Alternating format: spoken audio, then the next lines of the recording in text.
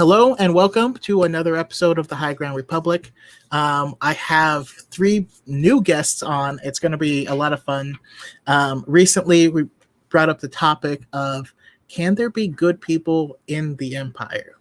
And I had such an overwhelming response, and a lot of stitches and tons of comments that I don't know. I just thought this would be a great topic to break down and dive deeper into it. So we are going to do that right here and right now on the High Ground.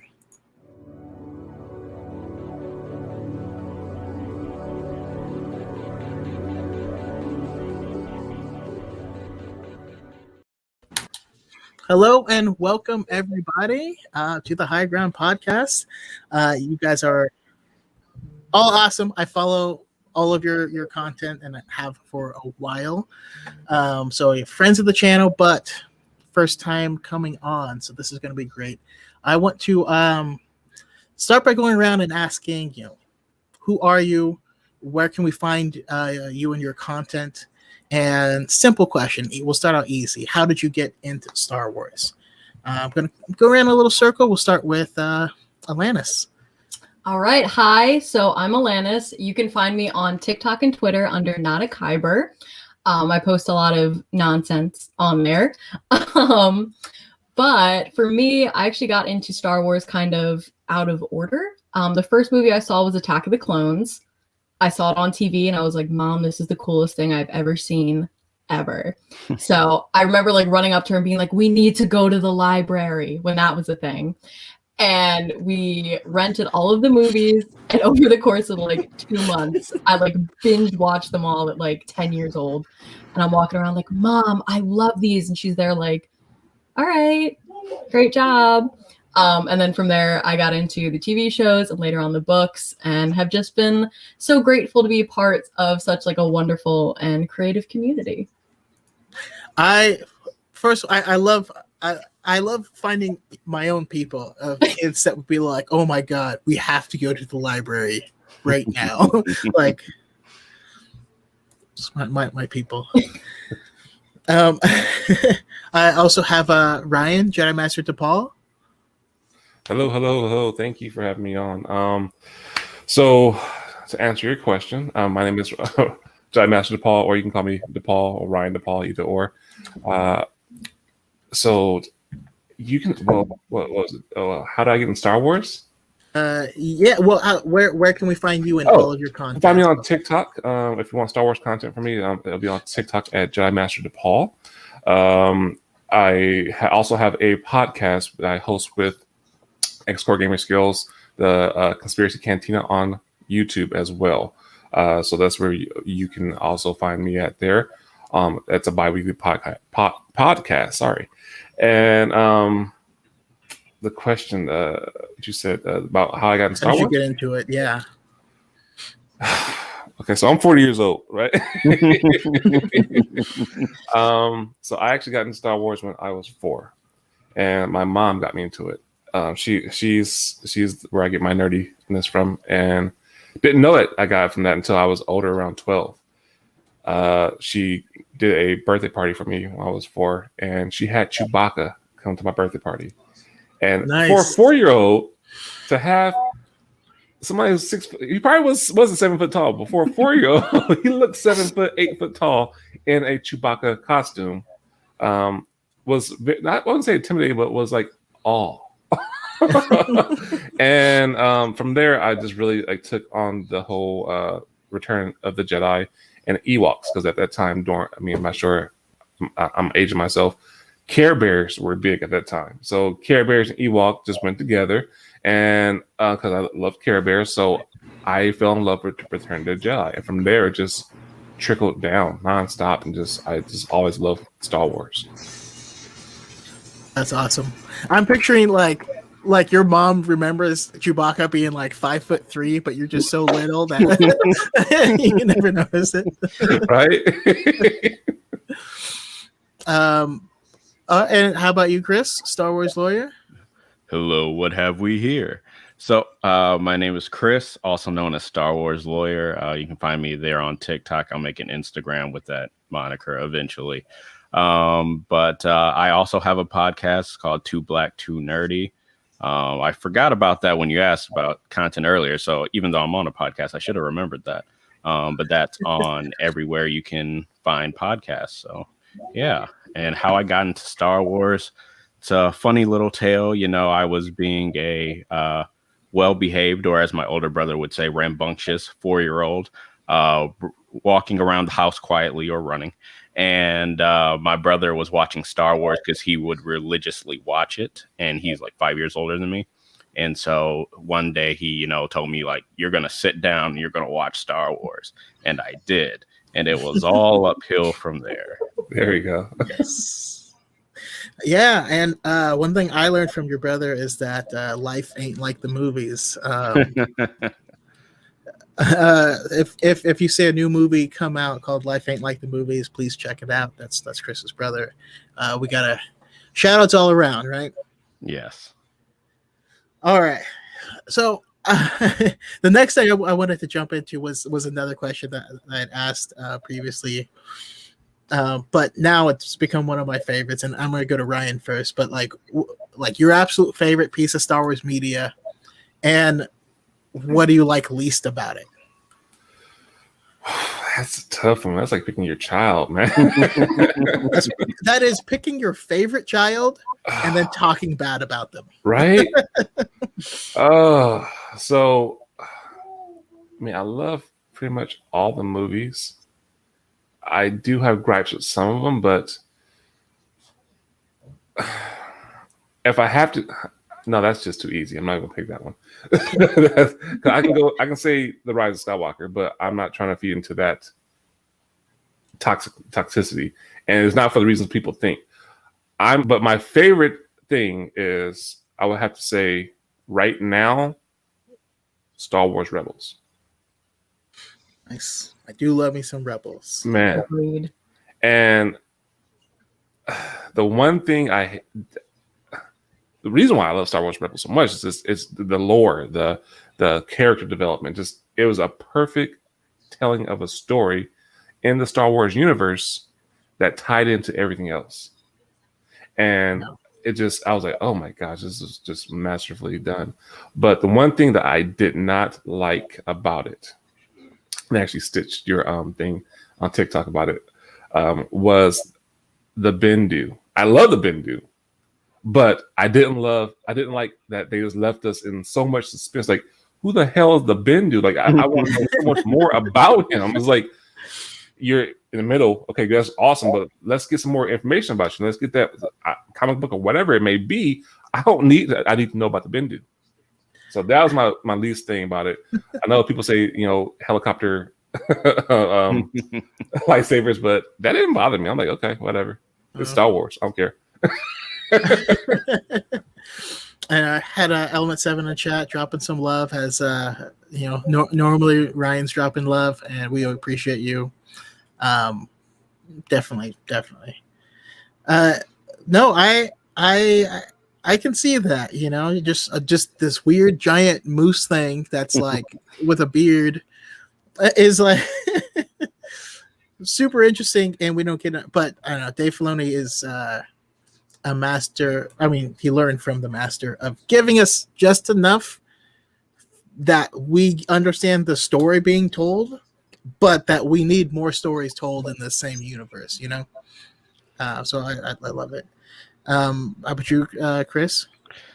On the Bendu, I really wish we got that Bendu Ahsoka scene that we have like concept art of, and I really wish I could do a Bendu voice, because I'd be like, just tell one of my friends I can do Ahsoka, like, hey, let's just voice act this real quick. But yeah, so my favorite piece of Star Wars media is Empire. Basic classic answer, yes, I know, but my least favorite thing, and I did do a video on this, is not something from the movie per se, but how people react to it. And it's how, the audience at large really gives Lando a bad rap, because they're like, oh, he betrayed Han, he's a scoundrel, he did Han dirty. And it's just like, I mean, did he really? Like, what are his options? This guy he hasn't seen in a number of years is coming to his doorstep, bringing all loads of trouble, or Darth Vader. I'm not sure. Everything froze for me. he did the best with what he had, for sure. Yeah, I because go ahead. Like, what do you expect him to do? You know, Vader already said, I am altering the deal. Pray I do not alter it any further. Like, that alter it any further is literally like, I'm just gonna, off with your head. So like he did what he could. It's a whole thing of like, okay, if I do this, Han is not going to die, but he will be taken away, or everyone in Cloud City dies. Mm-hmm. And that's pretty much what Billy D. Williams said. I attended his panel in 2015 for Star Wars Celebration, and that was one of the questions. Is like, how do you feel about betraying Han? And he's like, I didn't betray. Like you could feel the frustration like in his chest from that. For Element 7, Rebels, favorite thing is Force Lore. Least favorite thing, Governor Price. I could do without her, and that haircut it just angers me. How about you, Alanis? So one, Team Price is the worst. I completely agree.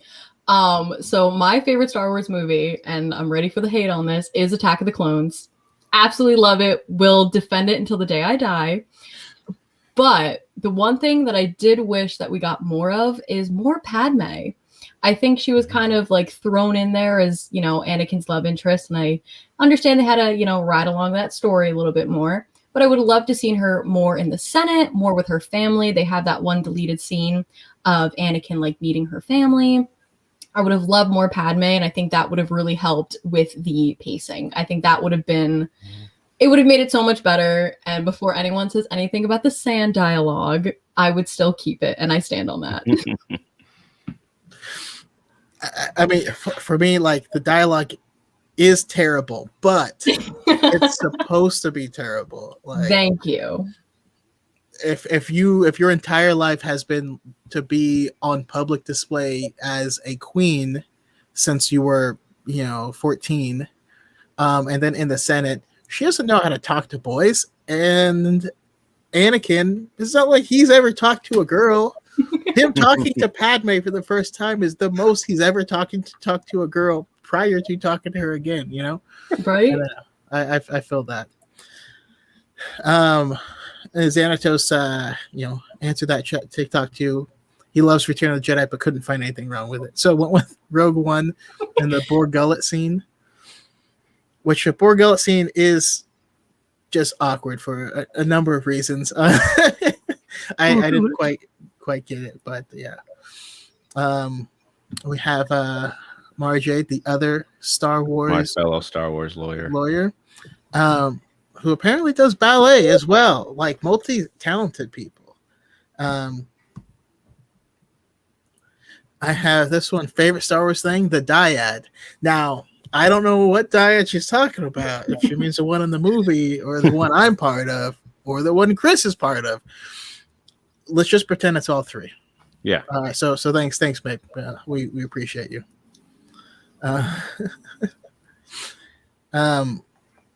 But yeah, let's see here. I'm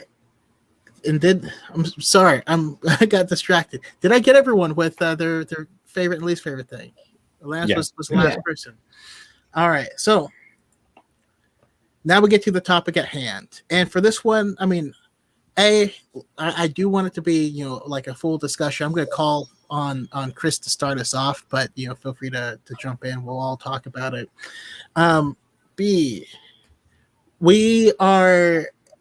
I know there's going to be parallels to human politics, but let's keep them in reason.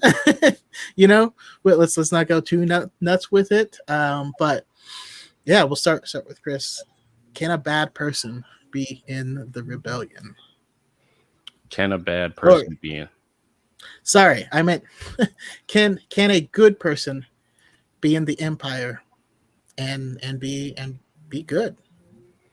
So I'm taking the cape off for this. We're getting deep.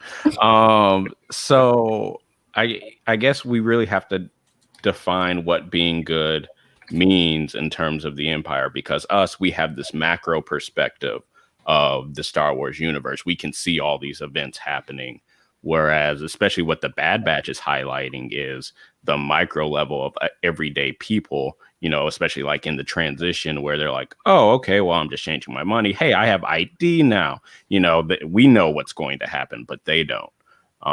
And so when you have someone be good or bad, in the Star Wars universe where things are that well defined, that's easy. But when you go to the everyday nitty gritty of it, it's not. Tarkin, bad. Callus, bad. But then when does he become good? You know, because he's still serving the Empire while he's still spying on them. He's not disobeying every order because, you know, then he would get found out, he'd get executed, and there's that. So I think it's a very, like, for some characters, it's a very straightforward answer. For others, I'm going to say the classic law school answer when you ask a professor a complicated question. I can neither confirm nor deny. Oh, no, it depends. Okay, and also for this, you know, I'm not going to come up with my own definition of good or bad for you guys. I want you to, you know, be true to your heart. Don't start singing. Okay.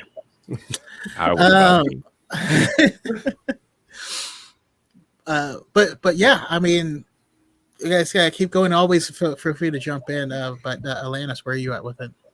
So with me, at least, I'm really glad you mentioned Callus. I absolutely love Agent Callus, like top 5 favorite characters of all time. And for me, at least, I think when Callus is a part of the Empire, he is not a good person at all, like at all. And I think a lot of that has to deal with your actions within the Empire. So when he is, you know, an ISB agent, he is unnecessarily cruel on multiple occasions. Like when he is dealing with the rebels, it's not to capture them, it's literally to destroy them. And I think on multiple occasions throughout the episodes, we see him being like, yeah, set blasters to fire, let's go. And especially when he talks to Zeb, like he's very xenophobic, like he is not a good person in that sense. And I think he really doesn't become a good person until he fully takes up that fulcrum mantle and actually leaves in that watchtower scene with Thrawn. I think that's kind of his real transitional point, because up until then, he's kind of working off his debts. Like, I mean, I think it was like the first or second episode of Rebels, he literally kicks a stormtrooper off of like a ledge. Like, he's just they're on the same side. I forgot about that, yeah. I think like the stormtrooper's like, oh, is that a Jedi? And he's like, bye. So I think like with Callus, it's like, yeah, like he is a definition of like a bad person within the Empire. And yes, he does grow and change, but during his time there, he's bad. But I think you have someone like Eli Vanto from the Thrawn novels, who I personally think you could categorize as a good person in the closest sense of the word, because when he didn't join the Empire to stop the rebels or do more like military action, like boy just wanted to be a supply officer. Like he just wanted to hang out with like some spreadsheets, and he kind of gets, you know, mixed in with everything. And I think also throughout like the Thrawn novels, when he goes against like smugglers and things like that, his blaster is 9 times out of 10 sent to stun. He's there to capture, not to kill, as Callus was. So I think Eli is probably like the closest, in my personal opinion, to like a really good person who works strongly and for a long time within, you know, the Empire. Because there's, you know, a bunch of characters here and there where they're a part of the Empire, then they kind of dip after a year or two, where Eli was in it for a hot minute. So I think their definition of good or bad really depends on their actions within the Empire. I honestly, I agree with you on that one, just for the fact that it's all in perspective. I mean, when it comes to good and bad, just for the fact that you may be thinking what you're doing is right, but if you don't know any better, because like I'll just use for example, if somebody told me that Chris and portrayed Chris, Star Wars lawyer, as a villain or somebody's bad, and let's just say that he joined the bar and everything to become the worst representation of, and just help all the bad people get away. that's a villain for justice. Good soldiers follow orders. Nice. But in perspective, he thinks he's helping because everyone deserves justice or some kind of representation.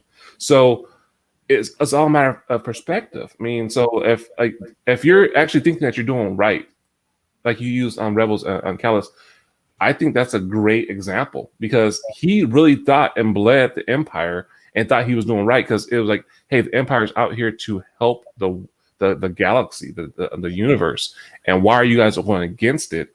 We're just trying to have order until something snaps and you see something. It's like, you guys are not really about the best interest of people. So when I say it's about perspective, that's where the good and bad, it's a fine line because some people think, hey, war is bad, and the war is bad.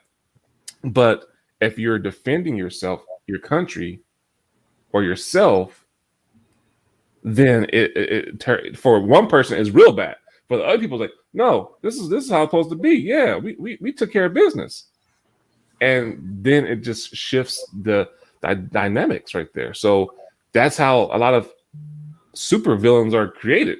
It's like they was just casualties of war or something like that, or casualties of a bad experience. So it's my answer is yes, you can be a good person in the Empire, but if you know that you're doing bad and you're actually hurting people on purpose, no, because now it's you have no moral values. You actually like, I don't care about what you're trying to create.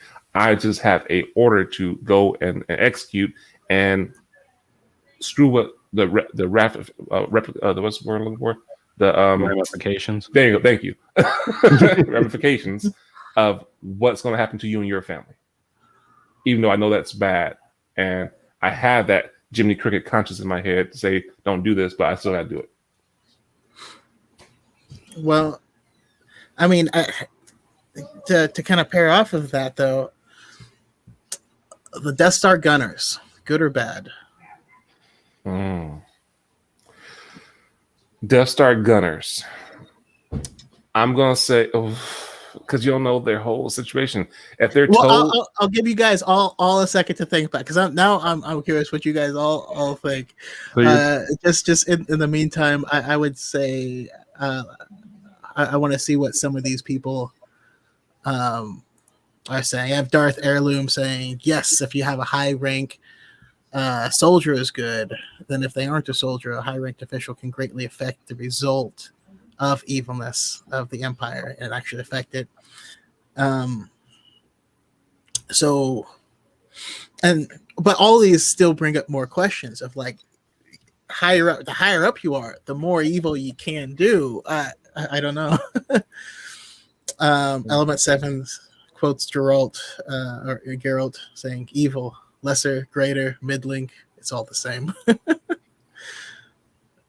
Let's see, we have Eric Carter. Yes, you can. The everyday worker, like Elo Vanto type, just wanted to make a living. He didn't join for evil reasons. So he says, for me, I think you can, because to me, I think that it's like, if I live in America, I want to help my country, so become a soldier, but my security for my country is evil and corrupted.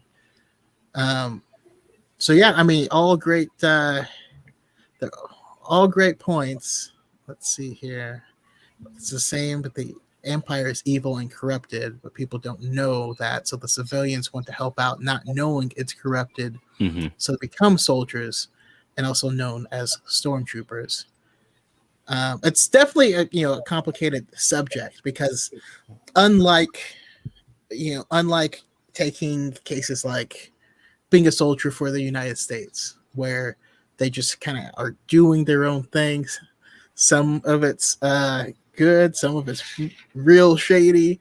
The Empire is different, though, because the Empire at its top level and at its core is rotten. It exists to subjugate, right? That's like the purpose of that machine, and I'm curious how that changes it. So yeah, again, what do you guys think? Death Star gunner, good or bad? Yeah, bad.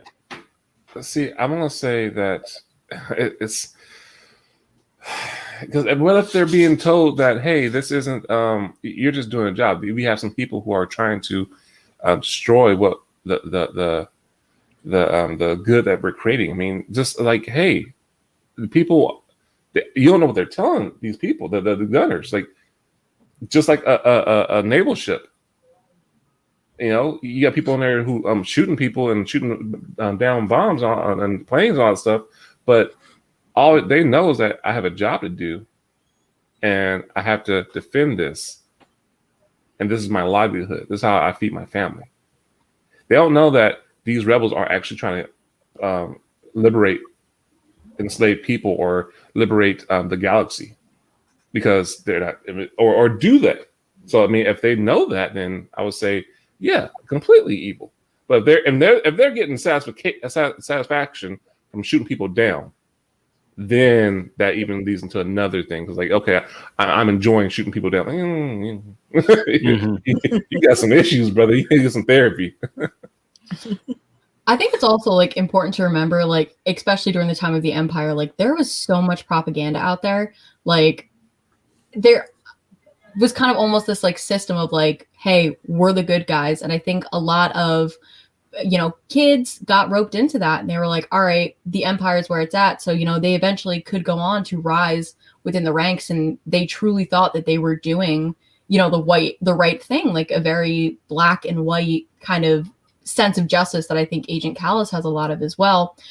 But I think once you get into the position where it's, hey, it's time to, blow up a planet, I really think that a person has to kind of look at their morals. Like, is this actually going to help what I'm doing?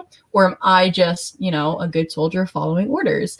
So I think when we look at these like Imperials, we need to really think about like who they are as individuals. And I think the other issue as well is like a lot of the Imperials that we see are on one end of the spectrum, right? We have like Tarkin, the worst. And then we have like Eli Vanto, who's just like hanging out like at the bottom. Like, I think it's very rare that we see almost like a mid-level, like a mid-ground for that. And everyone who is on like the bottom level, it kind of eventually leaves the Empire, and we're just kind of like, good job. And then everyone at the top just stays because they're so, indoctrined into the Empire. So I think that's also kind of like a really hard issue when you go into like these questions, is the fact that like there's not a whole lot of examples of people kind of resting in that gray area for at least a long period of time.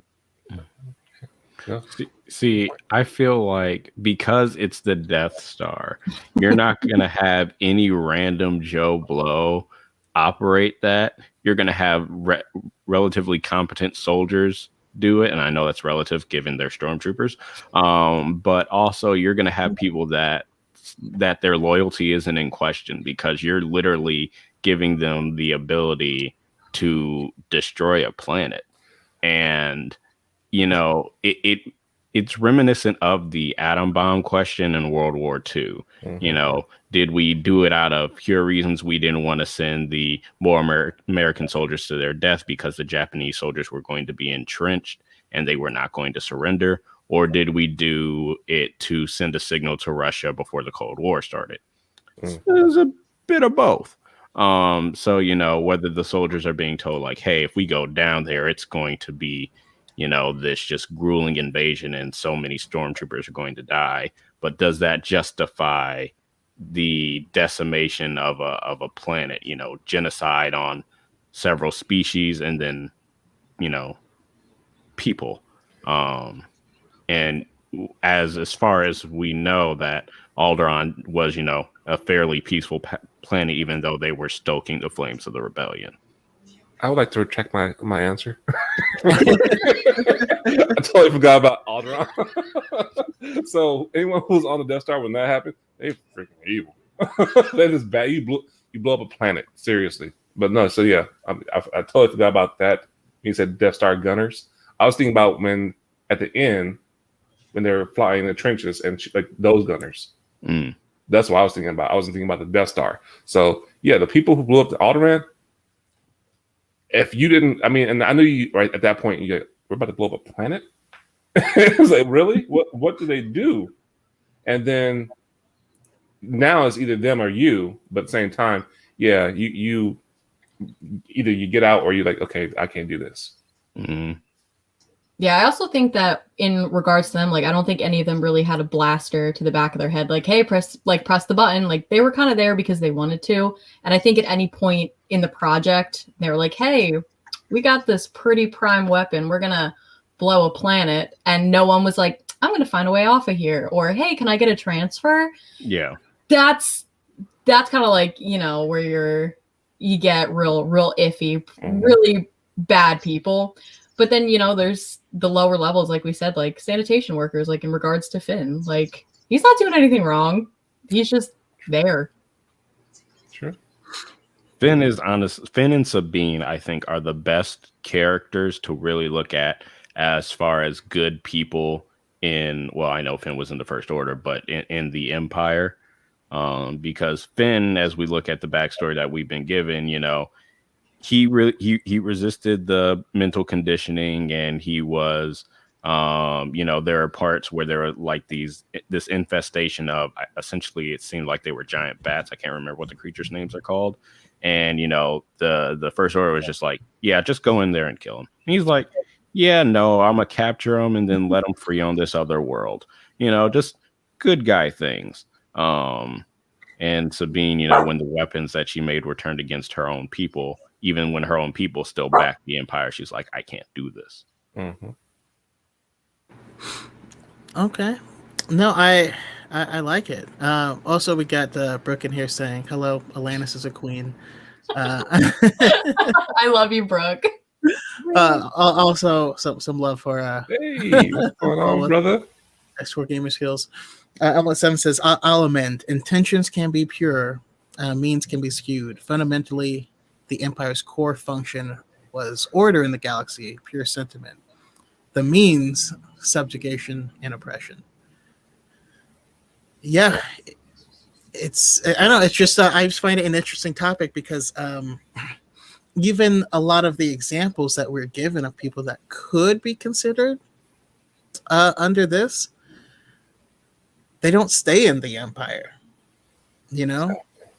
And I'm having trouble finding the full quote, but you know, I always quote Kendi from Lost Stars, and she says, "Good people can start to serve the Empire, but if they stay, they stop being good." Yes. And that you know, you make one compromise and then another, and by the time you realize it, you know, essentially you've become something else completely. Now, just because Kenny says that doesn't mean she's right, but there's a lot of the examples that we're given of, you know, a Callus or a Finn or someone like that are no longer part of their systems. You know, Eli Vanto also left. Now, I know that Elena, you've read Lost Stars. Yes. Where do you put Ciena Ree? Oh, God. Part of me still wants to say good person. But also, like, oh, God, that's so hard. I feel like I got to think about that one. Because, you know, I mean, she joined and she has this loyalty. Yeah. And she's not planning on leaving. She's not going to turn her backs on them. But watches these terrible things happen, is forced to choose between her own family and the Empire, and something that's clearly wrong. Chooses the Empire. I almost want to put her in a situation of almost, like, I don't want to say brainwashing, because I do believe that all these characters have autonomy, but I think she was indoctrined into believing that this was the right choice. Like, she reminds me very much of like Karen Farrow from the Thrawn novels, where they are all seeing all of this destruction. They are pretty much being a part of it, but they still believe through all of the steps that they had to take that they are still good people. So I feel like it's hard. I think you're right. When she chose the Empire is probably when she gets pushed in that quote unquote bad people bucket, as well as, when Pharaoh gets like her own command and is now perpetuating in this system of, power and oppression. So they're great to start off with, but I think towards the end they kind of get pushed into that bucket because it's kind of like, if you stay with the Empire, how much of a good person can you really truly be? Well, but then that comes the next question. Can you be a good person and join it to change it from within? So I personally don't think so, because I think, one, it's so fundamentally flawed that it's just not happening. That it's just, no matter how hard you work, no matter how hard you try, I don't think it's happening. Like you're not going to take down Tarkin. You're not. You know what I mean? No. So I think you can go in with good intentions, and I think one of two things happen. Either you leave or you wind up getting like kind of meshed into it. Like I know we recently talked about the Death Troopers book, not our faves, but I'm definitely going to butcher her name, Zahara Cody. She joined to be a medic because she was like, you know what? I don't think that, medics should just be droids. I want to go into, she calls it like a gross science. I want to help these people. She's a part of like a prison barge. And again, she winds up leaving as well. So I think with that, you can go in with good intentions, but you either become what you hate or you wind up leaving. So I don't think you can realistically join and make a change, especially with the kind of corrupted structure that's already been made and given. And how about you guys, Ryan?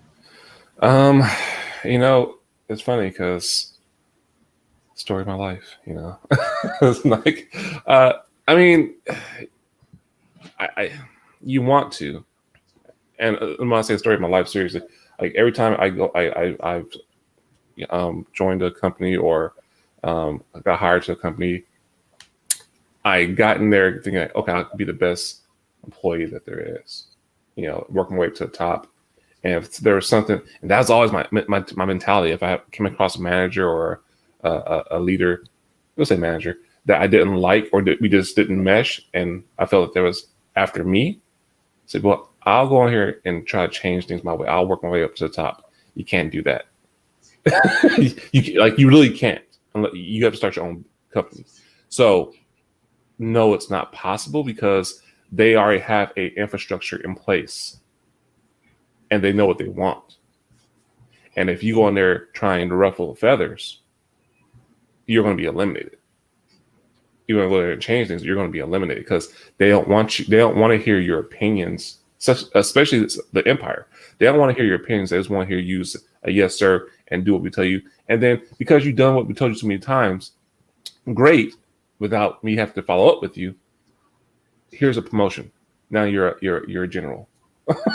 Now we can let you in on a little bit more of our evilness. And now you're so in too deep that you're not going nowhere. Yeah. Like Pavlovian training. Train them to salivate at evil. Ghostface Kai says, in the choice between being poor or joining the Empire, I'm joining the Empire. I refuse to be broke. I need that Lando drip. Hey, he knows what he wants, But hey, Lando didn't join the Empire. He probably worked with them at some point, but Lando was a true entrepreneur. Mm-hmm. Lando was a hustle. He said, I'm going to hustle them as much as I can and make sure that this works. And he didn't compromise what he had to do. Yeah.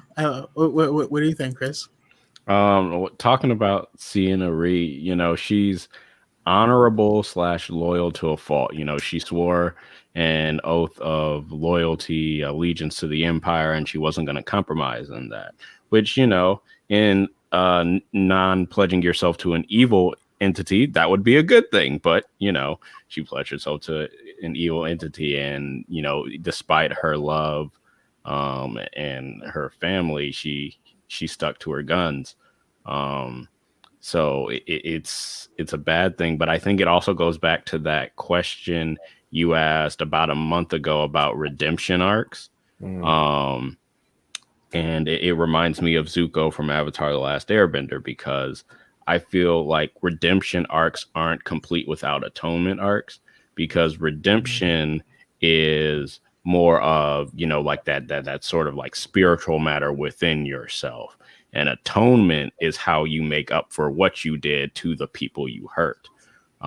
So for these people that were, good in the Empire, but then saw they couldn't be good in the Empire and left, or people that were bad in the Empire and then left so they could be good, did they atone for their actions to the people they hurt? Like Callus, he was like, I'll be Fulcrum, and he worked actively against the Empire. Sienna Reed, we haven't seen her atonement yet. Maybe we'll get it. Who knows? But Lost Stars 2 win. I mean, I will be asking Claudia Gray that when I get a chance.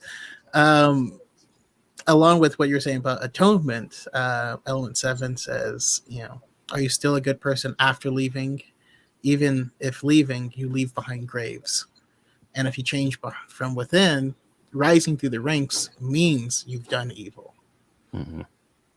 But that's where your atonement comes in, That's a great question. That's a powerful question at that. I mean, just for the fact that, if you knowingly left behind those graves, I would say, your atonement, you have to live with that. You have to face that, those demons inside of you, your mind, your psyche.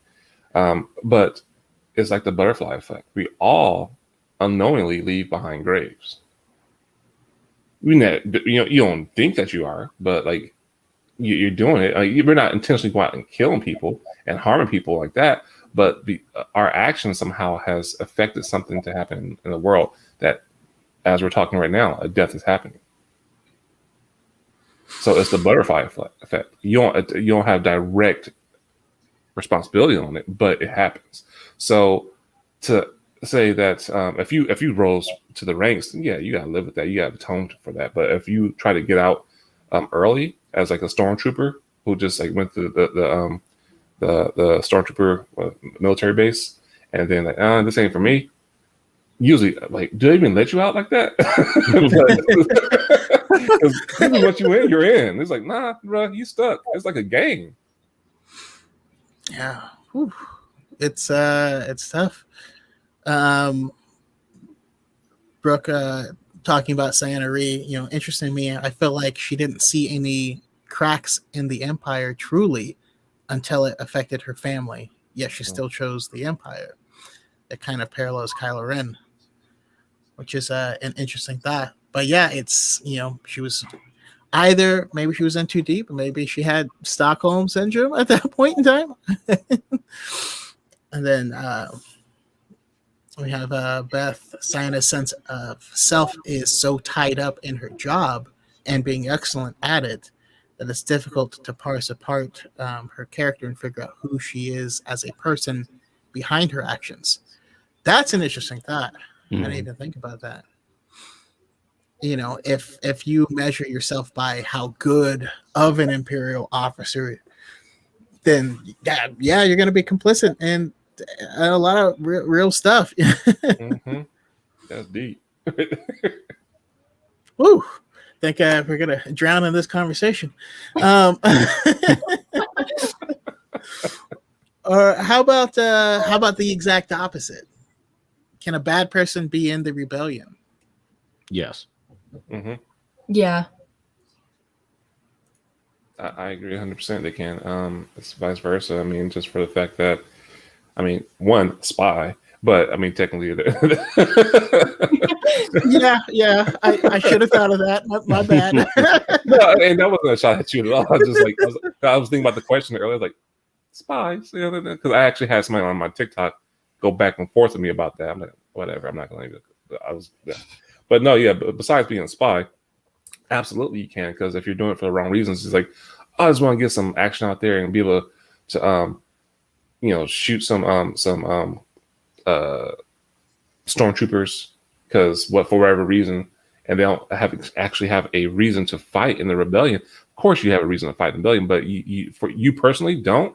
and you just think it's a way for me to kill some people and without having any kind of any kind of issues or consequences.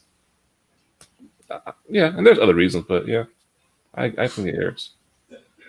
It makes me think of playing the game Horizon Zero Dawn, and there's just one character in the game who helps you like storm this base, and you're like, oh, you're gonna like help us? These people are like oppressing us, and he's like, nah, I just like to kill people. Okay, and he helps you several times throughout the game, and you're like, all right, he's kind of sus, but where would you place someone like Saw Gerrera in the partisans on this? And me? Any of you guys? Oh.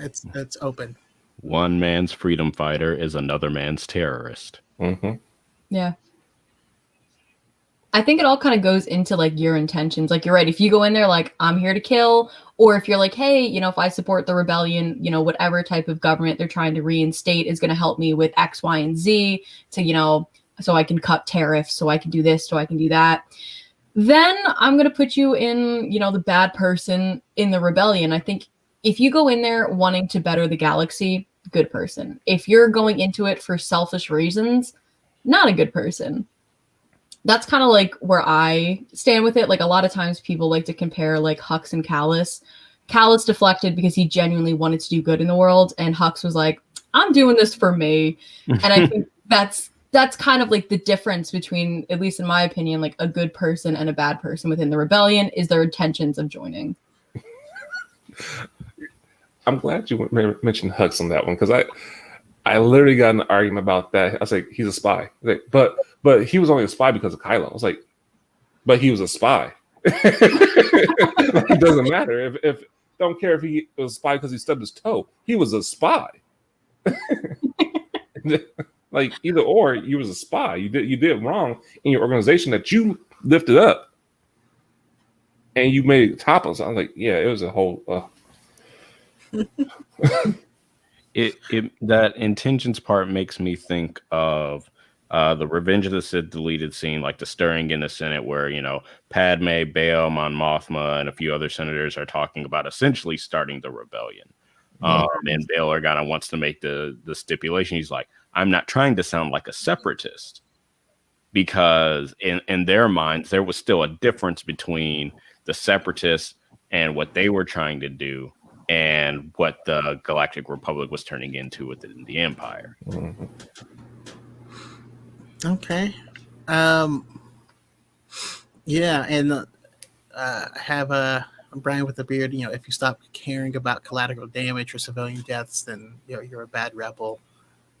Brooks says, Saw Gerrera at the Flag Smasher. Nice. He's a great parallel. He was an ends justify the means sort of guy. Yeah, Saw Gerrera believed that in order to defeat the Empire, you were going to have to use its tactics against itself. It's using fear tactics to control people. He wanted to use fear tactics to try and take him down. But says the concept of bad is more coherent than good fundamentally, which makes sense. I mean, that's why this was an easier kind of question to answer, because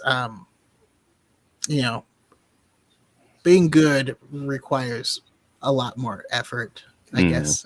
Yeah. Yes. Especially in a war. Yeah. Yes. Especially. You either die a hero or you live long enough to see yourself become the villain. Mm-hmm. I was waiting for someone to say it. I've been holding on to it. I'm a Batman fanboy. I was holding on to it. Ghostface Kai says Callus defected because he wanted some Zeb. Also true.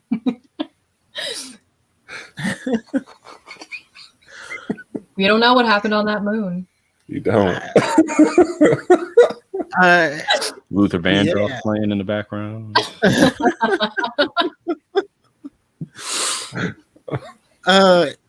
No, but it's. I know. I just think it's an interesting topic, because I get a lot of this in my comment section, particularly with Anakin, because this is the same question with Anakin. And sometimes it's great to step outside of this and look at it in another context. You know, because there are people who are still think Anakin was right to do what he did, or that's less common than people who will specifically put all of the blame at the Jedi's feet. And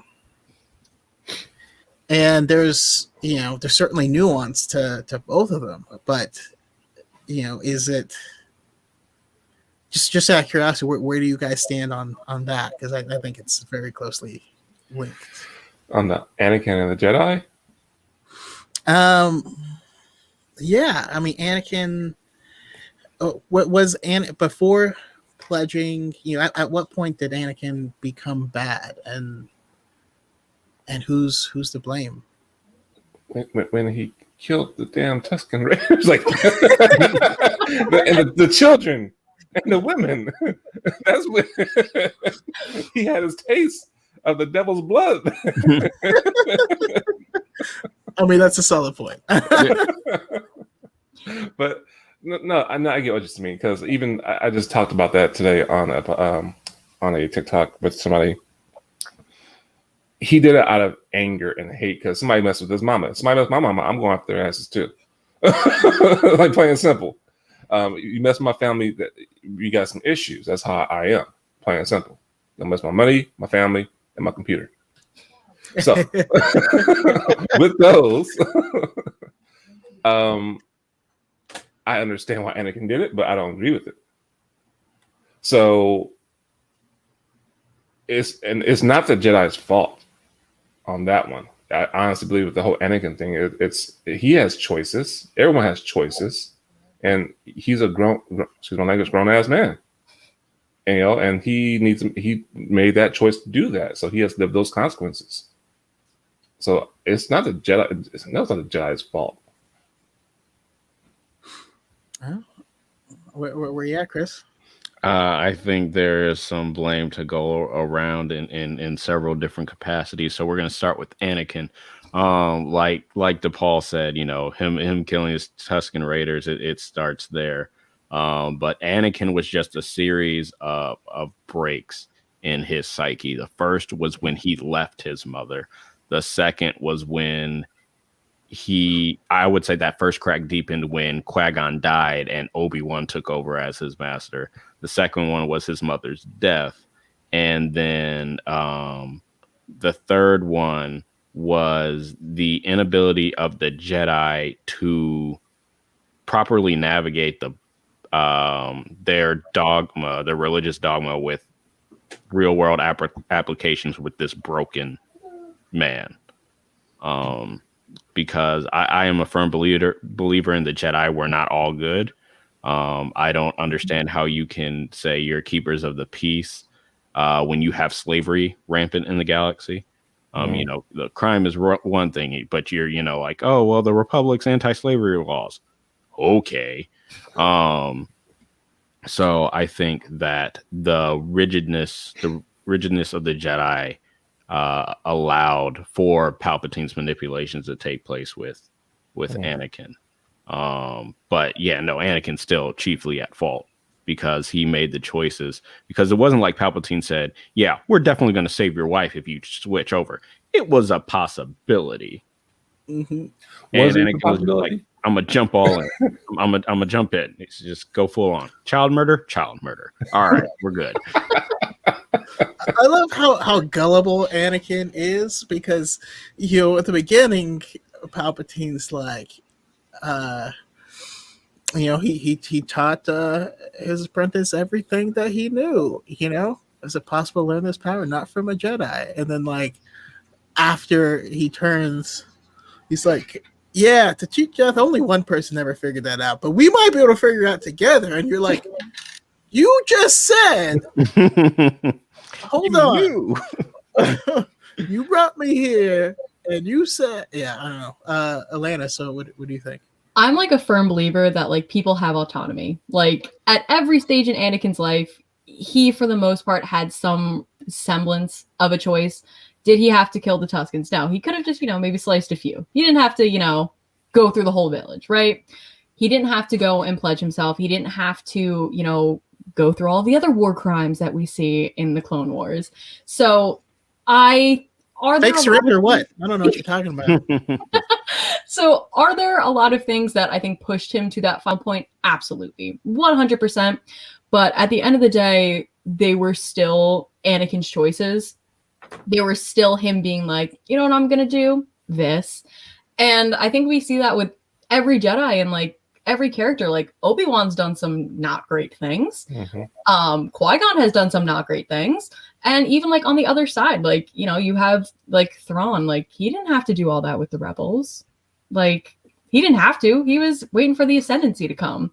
So I think it's like important to understand like these characters in a way they have a choice, and especially with Anakin, he had the choice to not kill people and he still did. And while the rage and the unhelpfulness of the Jedi as a whole didn't help, but at the end of the day he could have just not done that. So I think it's Anakin's choice. Mm-hmm. Can I mention something too? Just about Anakin real fast. Not only the Tusken Raiders in the movie, that was the first taste, but all through Clone Wars, that bruh had anger issues. Like his interrogation stuff. Like when I was watching, like, God damn, if he came in the room with me, I'm like, nah. how he did Poggle? Oh yeah. Oh yeah. He beat the living brakes off that boy. I'm like, yeah. So he has some deep-rooted issues and anger, not just with the whole Tusken Raider. So no, yeah, Anakin, he's responsible for his own stuff. What was the banking clan guy's name again? Clovis. Season 6, and he's just like beating on Clovis, and like, dude, you're an elite warrior with superpowers. He's a banker. He's a finance bro. He's a financial analyst. As Anakin has proven, his hands are rated E for everyone. Or A for all ages, because he comes for not just the men, but the women and the children too. Oh, that's great. That's true. That's true. Yeah. It's interesting because that's why I'm part of the Mace Windu Defense Force. Because sure, he did some problematic things. I get that, but he was right. Yeah. He's like, this guy is emotionally unstable. I don't trust him. And people are like, oh, he's emotionally unstable because you don't trust him. And he's like, I don't think that's how it works. Right? Oh man. I know. Okay. So we've talked about Anakin. Oh, also, sorry, one more thing I do have to say about the Jedi that I do believe they get a bad rap for this is, although they were holding too tightly to some old problematic traditions, mm-hmm. It's not like they knew any other way. Like they were all raised in this tradition, so it's not like they knew and were withholding something, and I do think that does make a difference. But speaking of Jedi, Barris Offee, where do we stand with Barris Offee? Let's go to Alanis first. So I'm not gonna lie, the first time I watched the Clone Wars, I was like, Barris is the worst. I was like, yes, go to prison. Like, you hurt my girl Ahsoka. Like, I was so anti-Barris. But after rewatching it, I understand her point. Should she have gone about it the way she did? Absolutely not. And I think, here's my thing. I would have had an utmost respect. Yes, Brooke, I agree that Clovis only drinks IPAs. Here's my thing with Barris. If she didn't frame Ahsoka, I would have 100% respect for her. But it's because she kind of hid behind another person and tried to frame her is where I kind of lose her. So she was really trying to make this radicalized change within the Jedi, and, you know, she didn't kind of throw Ahsoka into it, I think I would have had more respect for her character. But because she kind of hid behind that and was trying to kind of deflect her own actions, that's where she kind of falls flat for me. But I think she is phenomenal. As phenomenal as far as like a really interesting character. And sorry, Meeks, you did miss some Eli Callis talk. So sorry about that. Yeah, how about you, Depaul? Barris. Well, when I first saw it, I was like, that bitch. I'm not gonna lie. I was like, how could you do this to Ahsoka?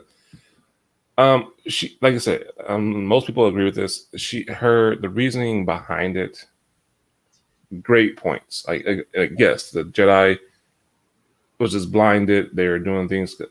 They're allowing stuff to happen under their nose, and just the reasons behind it was great. But there's other ways around that she could have went about that. Did she just? She could have just quit the Jedi Order, and it's like, because you're not a hostage for that. They're saying that you can leave when you want. They take your lightsaber, they take your robes, give me your Jedi ID. Bye. You're now a civilian. Mace has said that. So, calls herself a civilian all the time. But the thing about that is that, what did she ever go to a master? Did she go to Yoda? Did she go to Mace? Did she go to anybody? Say, hey, did she go to her master? Say, hey, this is how I'm feeling about this. This ain't driving with me. Hell, I had a vision. Whatever you want to say, you know, something like that. You know, and go like that. But she framed her friend, or supposedly her friend. So I get her reasoning behind it. I don't agree with it. And it's still messed up. And if that rumor is true that she's going to be in the Ahsoka show, I hope it's just like a flashback. Because if they meet in person in real time, Ahsoka better beat her ass.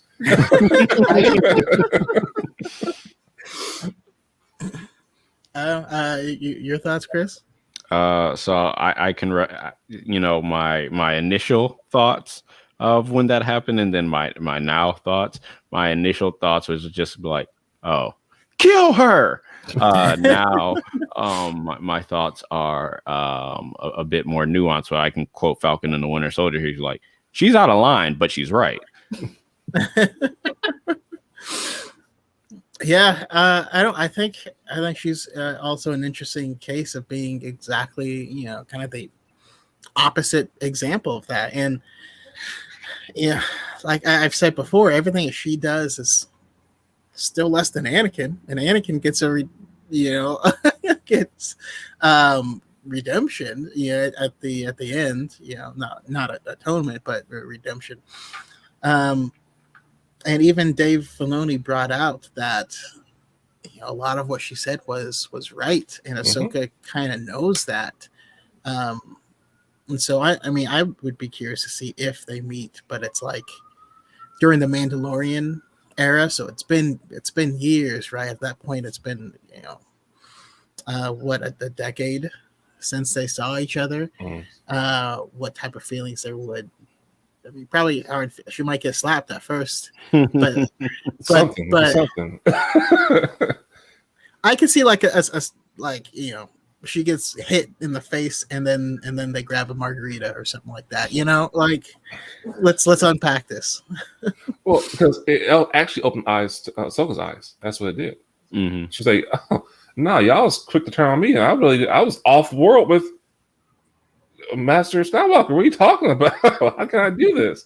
So no, you're absolutely right. So I'm excited to see that. I love how Clovis is just a finance bro and his Patagonia cloaks. It's true. Vineyard Vines. Oh yeah, the Vineyard Vines. The whale. And then Barris Offee is a Zemo, confirmed. I knew Brooke would get that, and I knew Brooke would be there for that. But I also love how, because we got AJ in the chat, and it's like, if you excuse Anakin for killing children because love or grooming, but we don't excuse Barris when she was like justified in her reasoning, it is sus. Who's excusing Anakin for killing children? There are a lot of people that are. Yeah. Are you serious? Killing children. Yeah. My TikTok comments are filled with it. I've seen it in video. I think I saw it on another podcast, or not a podcast. Well, I guess a live podcast on here. Someone was talking about like if it came like if my wife was in danger, I'm gonna be out here killing a bunch of kids, and I'm like, that didn't save his wife though, right? He also then went and choked out his wife. Yeah. Not much on the saving field. Right. Like, like, hey, I'm going to save you. Let me actively choke you out. Wow. While you're pregnant with our kid. Well, kids, but kid, because he didn't know that. They don't need air. Oh, we got Barris is a variant. Oh, nice. As well as Barris is divergent. Let's see here. I missed something. No worries. But Brown with the Beard says Anakin apologists are scary, and it's true. There's just, we have to remember, just because we love a character doesn't mean that they're good, and we shouldn't. Some characters are a cautionary tale, and they aren't the people you want to. Shouldn't be like. If you watch Fight Club and you think Tyler Durden's cool, don't talk to me. Or you watch Joker and be like, you know what? He wasn't that bad of a guy, man. Like, I say this with like full disclosure, like I have Anakin tattooed on me, like 100%, but I love him for the fact that he's just out of this world. Like, he's literally such an interesting character to look at, but he's not someone that you're like, who I want to be like? Anakin Skywalker. Like, he's not someone you kind of want to base your personality on, but I think as a character, amazing. Yeah. You shouldn't idolize Anakin, appreciate his tragedy and redemption. Yeah. His amazing character. I've had Victoria Vader on here a number of times, and like her appreciation for Darth Vader is incredible, as well as Chris. But yeah, we gotta kind of keep that in mind. But as we're talking about, possibility of Barris coming back, I gotta ask, looking forward, we have a big Star Wars slate coming up of books, movies, the Acolyte. There was some news on that recently. Suki in the back. What are you guys looking forward to? I'll go to Chris first. What's got you most excited? I mean, other than Lando. Okay, I was about to say, I feel like, the obvious answer is Lando, which I'm a little worried. I'm not going to lie. I'm a little worried about that series. Give us Lando as well as your second choice. Okay, yeah. So Lando, like my low-key pitch for Lando would be do it like Arrow, have some present day with Billy D. Williams and do some flashbacks with Donald Glover, especially since Donald Glover is so busy. That can alleviate his schedule a little bit. And then besides that, I have to say Ahsoka over the Obi-Wan Kenobi show. Ahsoka's been my girl since 2008. We were the same age. Like, she was 14 in Clone Wars, and so was I when it debuted. So, like, that's my homie.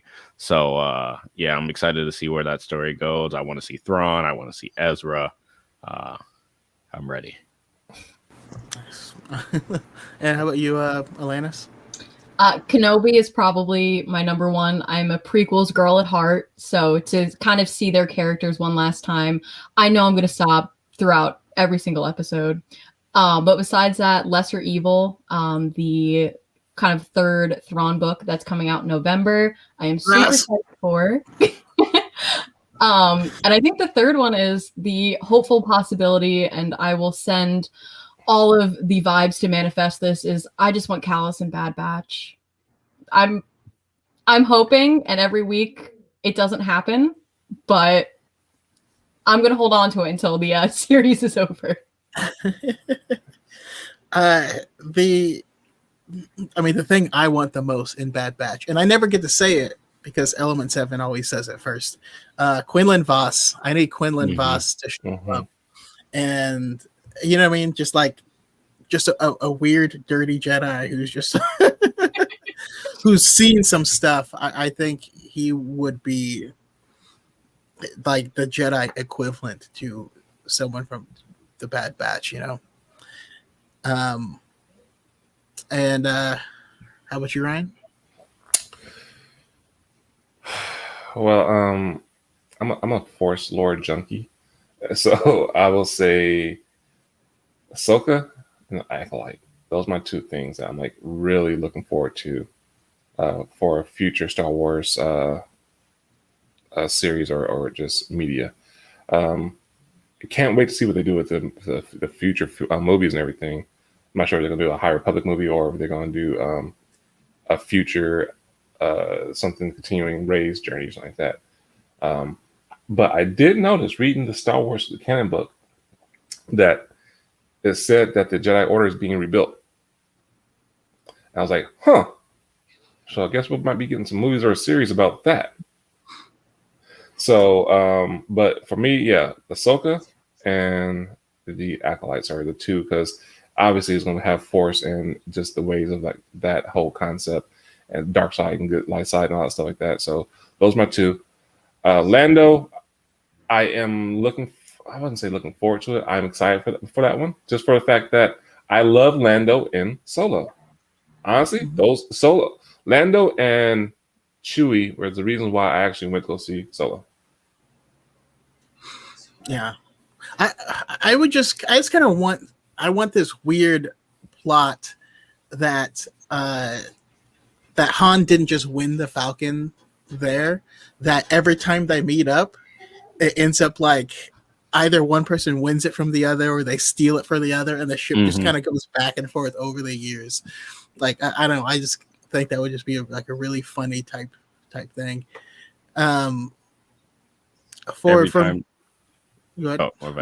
Every time Lando gets the ship back, what have you done to my ship? It gets a little more broken, a little like dirtier every time until Lando's finally like, whatever, dude. I no longer want it. I got the lady luck here. Handle my business. For me, I gotta say I'm in the same place as Ryan. Ahsoka and the Acolyte are the two I'm looking forward to the most. Huge Force lore nerd myself, and that is another untouched time period. I'm also a huge Thrawn nerd, so I want to see Thrawn, and I want to unravel the mysteries of the Force use of the Chiss Ascendancy, because there's Skywalkers over there, like there's Force sensitive people out there as well. So I think that's a really interesting story. And also, I've been loving the High Republic. The Acolyte being a story that happens at the tail end of the High Republic. I don't know exactly what that's going to mean, but we are getting, it's giving us, these little nuggets of things, and we're seeing the cracks forming in the Republic at that time. And we're slowly seeing the Jedi Order start to get more entwined with the Republic. And so we're seeing this unfold as you're reading through the High Republic. And the Acolyte, I think, could potentially show us the resurgence of the Sith properly. And in canon, we don't have a lot of Sith lore. I am excited for Kenobi too. I know I'm, kind of like for everything a little bit lesser, but I want Plug Eye in the series. Plug Eye was made canon, and from a certain point of view, the A New Hope one. So there's that. I want to see the little short story in the Ahsoka book where he goes to Shmi's grave and is like apologizing for losing her son, and all this stuff. I think that has the possibility of being the most heartbreaking story, you know. Mm-hmm. Hoping for some Polygon bits. A little Tales of Bossing Say leaves from the vine action with Obi-Wan there. Because if they do that, I will put that audio over it. Right? I will break all of your hearts. You got to. Oh, that's awesome. And then Xanto says Acolyte, maybe live action Night Sisters. They were wiped out on Dathomir. They weren't all wiped out on Dathomir. But yes, the primary, I guess, coven, you would say, with Mother Talzin and stuff was wiped out. We do know there were more of them, and some of them from that group also not survived, but just weren't there when it happened, you know. St. Pat says, give me all the Sith lore. Yeah. Also says, someone take that song away from Chris. No, you cannot take that song away from me. That song's deep, man. That's serious. I don't have a song playing at my funeral because that song, people go cry. Elvis Heaven says Ahsoka show where like Ghost of Anakin shows up in a flashback after Andor telling Ahsoka her destiny lies with Thrawn, but mispronouncing his name. In the second Thrawn book, Anakin is just unable to say his name properly. I'm not going to attempt because I'm also unable to say his name properly. You can see it. You try at your own discretion. I have never felt closer to Anakin than in that scene reading it. I was like, I too would not be able to do that. Like reading the Thrawn novels, I just memorized the group of letters and I'm like, that's a name.